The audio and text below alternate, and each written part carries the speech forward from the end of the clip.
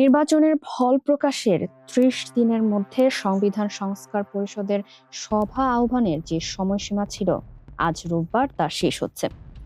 এরই মধ্যে বিষয়টি নিয়ে সরকার দলীয় জোট ও বিরোধী দলীয় জোটের মধ্যে টানাপোড়েন তৈরি হয়েছে।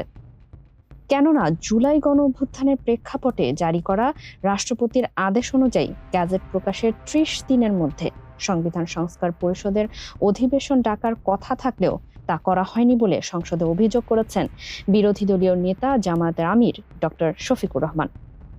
সভা কেন আহ্বান করা হয়নি সে বিষয়ে ব্যাখ্যা চেয়েছেন তিনি। সংসদ নির্বাচনের ফল ঘোষিত হওয়ার ৩০ পঞ্জিকা দিবসের মধ্যে যে পদ্ধতিতে জাতীয় সংসদের প্রথম অধিবেশন আহ্বান করা হইবে, অনুরূপ পদ্ধতিতে পরিষদের প্রথম অধিবেশন আহ্বান করা হইবে।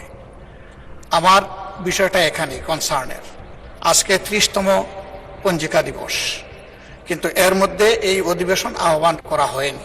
এখন আমরা ধরে নিচ্ছি নিশ্চয়ই মাননীয় প্রধানমন্ত্রীর লিখিত পরামর্শের কারণেই রাষ্ট্রপতি এই সভা আহ্বান করেছেন। জবাবে স্বরাষ্ট্রমন্ত্রী সালাউদ্দিন আহমদ বলেন, সংবিধান পরিবর্তন করার কোনো অধ্যাদেশ রাষ্ট্রপতি জারি করতে পারেন না।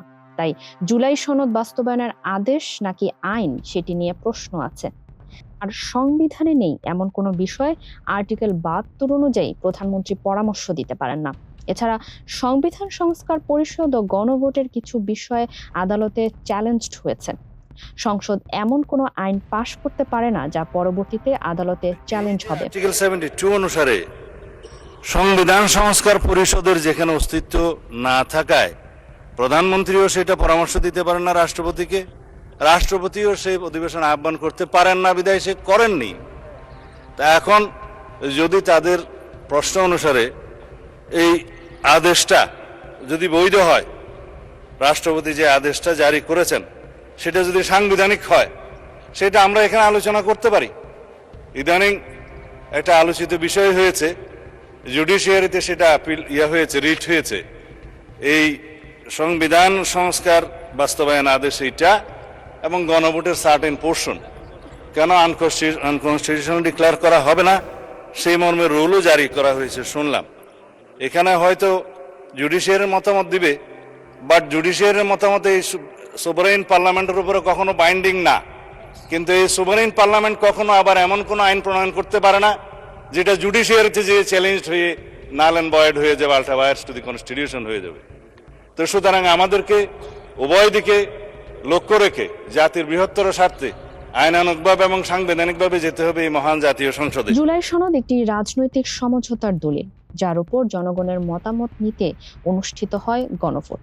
তবে গণভোট যে প্রক্রিয়ায় হয়েছে সেটি নিয়েও প্রশ্ন আছে বলে মন্তব্য করেন স্বরাষ্ট্রমন্ত্রী।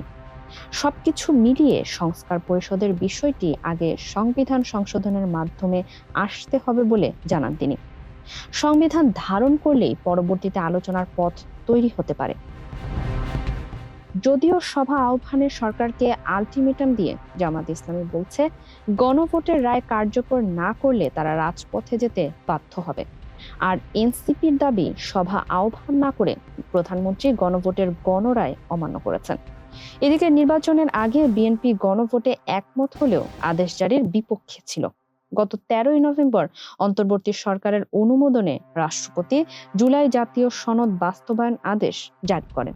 এর ওপর গত 13ই ফেব্রুয়ারি সংসদ নির্বাচনের দিন গণভোট হয়। 68% বেশি ভোটে আদেশটি অনুমোদন হয়।